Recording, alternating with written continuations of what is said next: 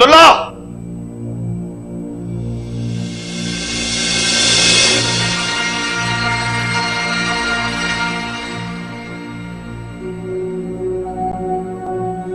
कहां जा रहा है तू अब्दुल्ला?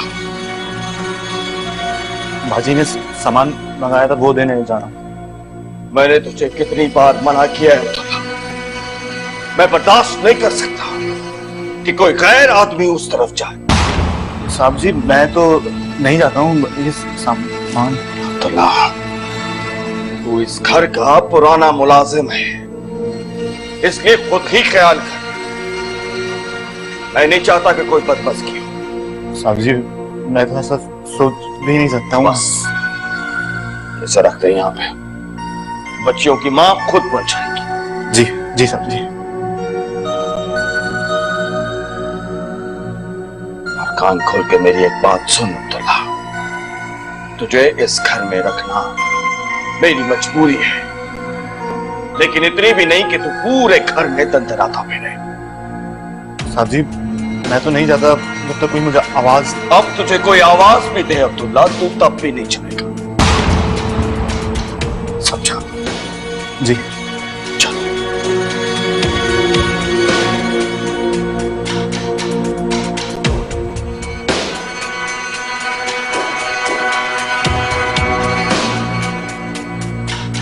आमना,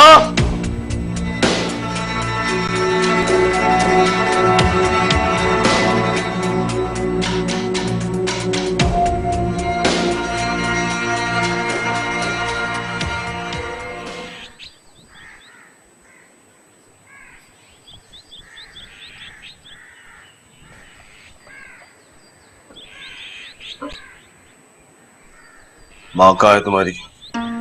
वो नमाज पढ़ी है, उन्होंने कहा कि मैं। कितनी बार मैंने तुमसे कहा है कि चाय के साथ पानी भी लाया करो।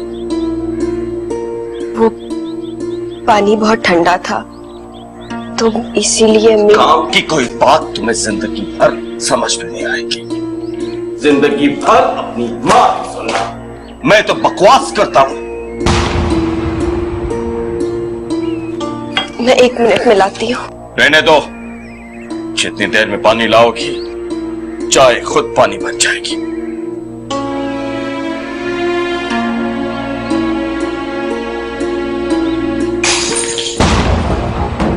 ये चाय बनाइए या शरबत? मैंने चाय चढ़ाई थी, चीनी अम्मी ने मिलाई थी। सारा घर मिलकर 1 कप चाय बनाता है। क्या हो गया? क्यों बरस रहे बच्ची पर? इस घर की मुझे समझ में नहीं आती, ना कोई निजाम है ना कोई सलीका। तुम अंदर जाओ। क्या हो गया? कोई गलती हो गई फलक से? गलती फलक से नहीं, गलती मुझसे हुई है, जो तुम जैसी औरत से शादी की, 2 बच्चियों का अजाब पैदा करके ऐसी बांझ हुई कि बेटे की ख्वाहिश मेरी दिल में ही रह गई। उसी वक्त दूसरी शादी की होती तो आज इस उम्र में मेरा कोई सहारा बनता। ठीक कह रहे हैं आप अंदर जाइए, मैं अब्दुल्ला को बुला के सफाई करा देती हूँ।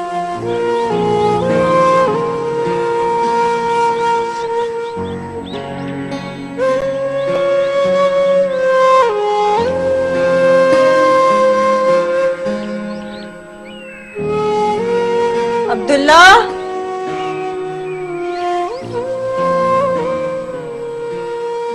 क्या हुआ आपी?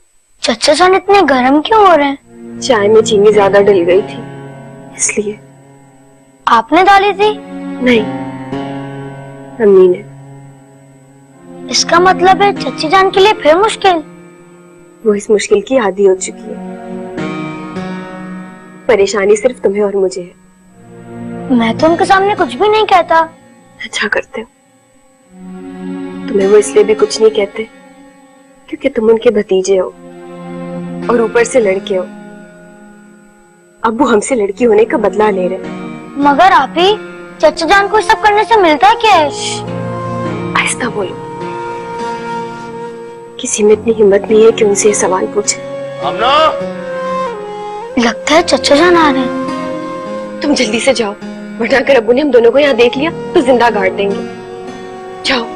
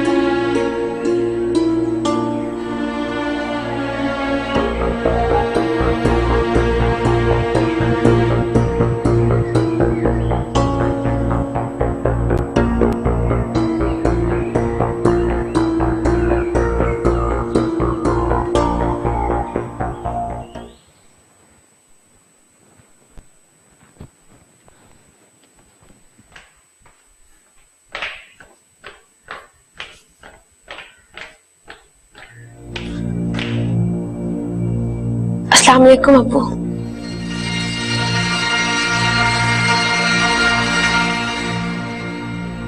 किस फैशन शो से आ रही हो तुम? सर पे दुपट्टा था, ना आंखों में हया।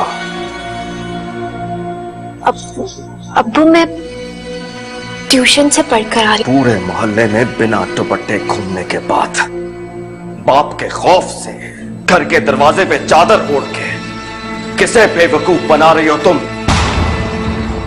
नहीं अब्बू, ऐसी तो कोई बात नहीं। और ये फूलदार कपड़े कौन ला के देता है तुम्हें?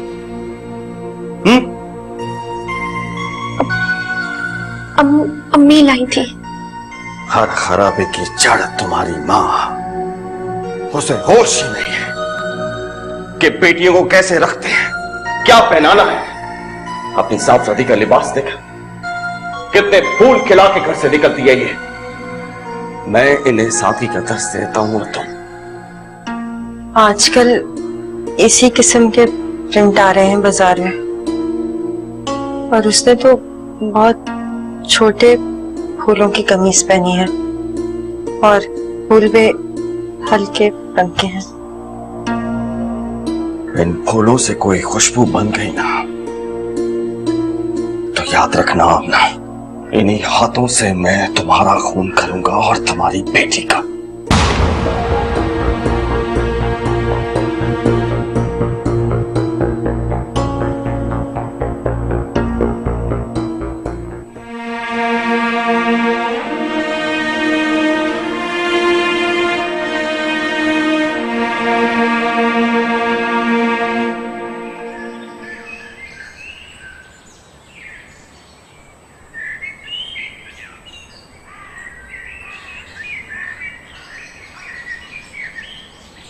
फलक,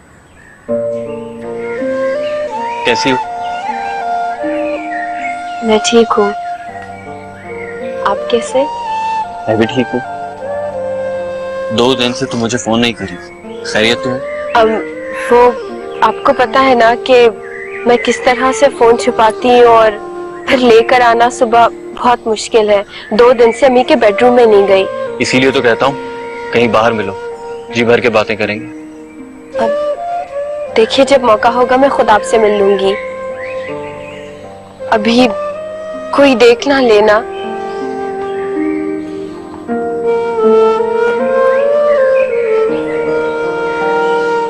अरे बात तो सुनो।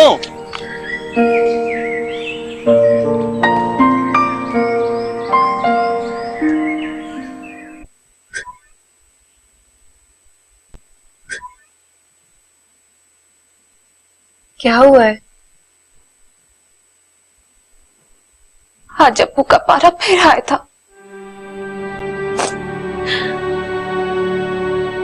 सुबह से 2 दफा मुझ पर भी बरस चुके और अब्दुल्ला पर भी अपना गुस्सा निकाला। मुझे तो ये डर था कि गुस्से में आकर अप्पू मेरा ट्यूशन ना बंद कर दे। तुम्हें अपनी ट्यूशन की पड़ी है? मेरा तो कॉलेज में दाखिला भी मुश्किल नजर आ रहा है। पर फलक, तुमने अम्मी से बात तो की थी, फिर क्या बना? अम्मी अब्बू के अच्छे मूड का इंतजार कर रही है। अब्बू का मूड तो कभी अच्छा होता ही नहीं है। मुझे तो कई कई दिन गुजर जाते उनके कमरे का रोक किए। ये अम्मी का हौसला है जिन्होंने अब्बू को बर्दाश्त किया है। अम्मी ये सब कुछ हमारे लिए तो बर्दाश्त कर रही है। सितारा, अगर आज हमारा कोई भाई होता ना तो अम्मी इतनी बेबस ना होती। वो सारा कसूर अम्मी पे क्यों डाल देते, जबकि ये हमारी अम्मी के हाथ में नहीं था। ये तो मुकद्दर का फैसला था कि हमारे अप्पू को बेटा ना मिले। बस यही बात तो गिरह बन गई है अब्बू की जिंदगी में। खुलती भी नहीं है और अजियत भी देती है। फलक, कल जब अब्बू घर से जाएंगे तो हम दोनों मार्केट चले। मुझे अपने शूज भी लेने और नया बैग भी चाहिए। अब्बू के कहीं जाने का प्लान है कोई? हाँ, अब्बू अम्मी से कह तो रहे थे कि उन्हें कहीं जाना है। वो चले जाएंगे ना, फिर हम देखते हैं। अच्छा, मैं अपने कपड़े बदलती हूँ, इससे पहले कि वो फिर से बरस पड़े।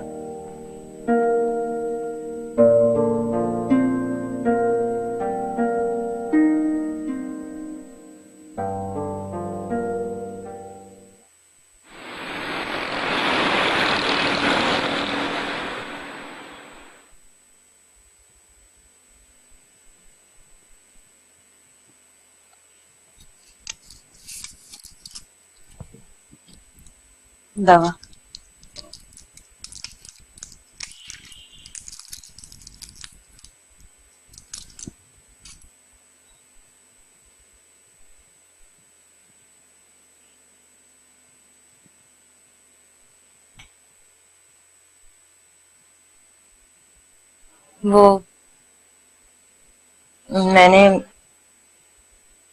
मैंने आपसे फलक के बारे में बात की थी।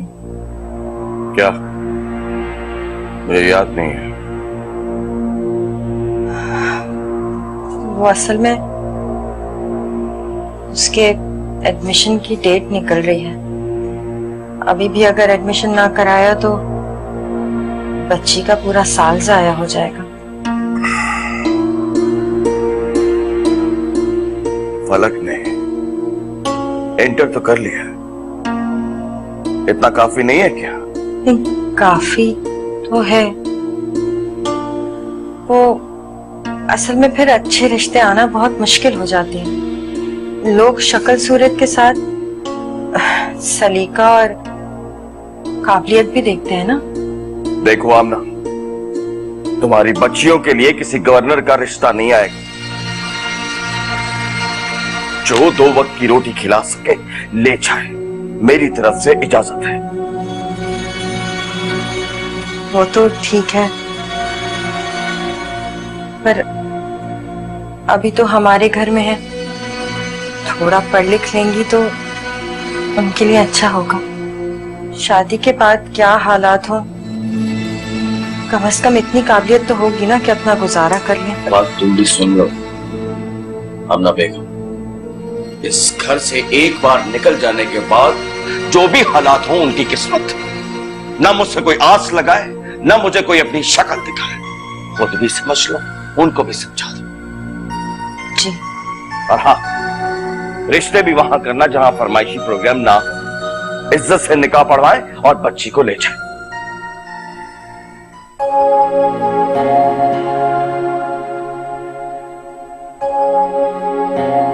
देखिए, मैं जानती हूँ कि आप बच्चों को जहेज देने के हक में नहीं हैं। ना कोई नाजायज फरमाइश पूरी करने को कह रही हूँ।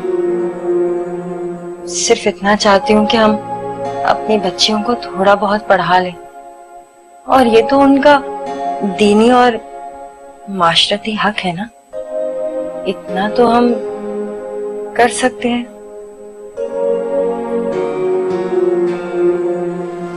ठीक है, लेकिन एक बात का ख्याल रखें अम्मा, नजर झुका कर जाए और नजर झुका कर वापस आए। अगर कहीं नजर और मिली ना तो जान निकाल दूंगा तुम्हारी बच्चियों की। लो, पढ़ा लो उनको।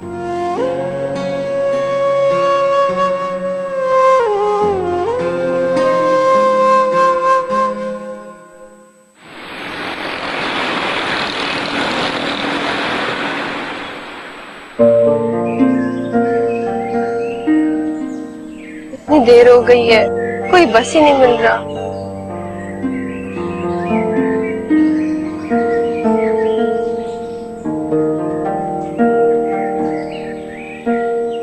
चलाओ, आज मैं तुम्हें कॉलेज ड्रॉप कर दूं। नहीं नहीं, तुम जाओ, मैं बस या ऑटो में चली जाऊंगी। एक अजनबी के साथ जाने में आपको कोई प्रॉब्लम नहीं है, लेकिन अपने मोहल्ले के एक शरीफ पढ़े लिखे नौजवान के साथ जाने पर एतबार नहीं है। ये बात नहीं है, बात ये है कि लोग देख रहे हैं, पता नहीं क्या समझ रहे होंगे। इसीलिए कह रहा हूँ कि लोगों को कम से कम देखने और समझने का मौका दो। आओ बैठ जाओ आकर। देखो, हम दोनों एक दूसरे के लिए अजनबी नहीं हैं। पिछले 15 साल से हम इसी मोहल्ले में रह रहे हैं एक साथ। आओ बैठ जाओ। ठीक है।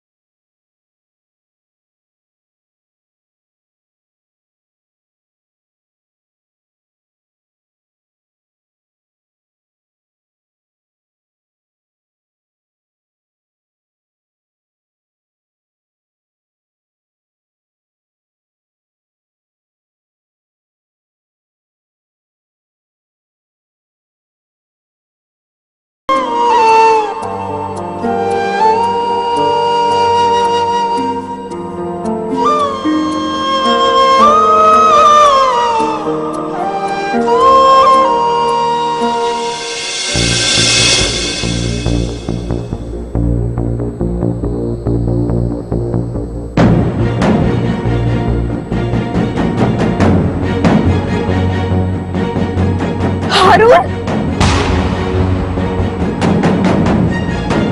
अम्मू, हारून।